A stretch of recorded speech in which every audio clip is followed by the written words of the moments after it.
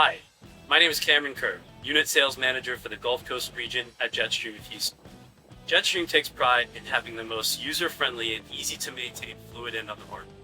In this video, I'll go through the standard maintenance on that fluid end. First, we'll check the torque on the manifolds.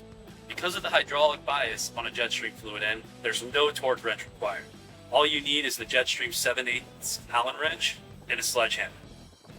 Next, we're going to ensure that the burst discs inside the burst disc housing are 1.2 and 1.4 times our maximum operating pressure.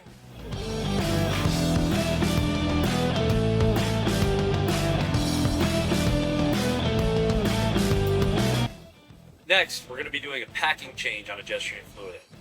With the Jetstream fluid end, you don't have to drop the manifold in order to change the packing. You can do it directly from the rod piece.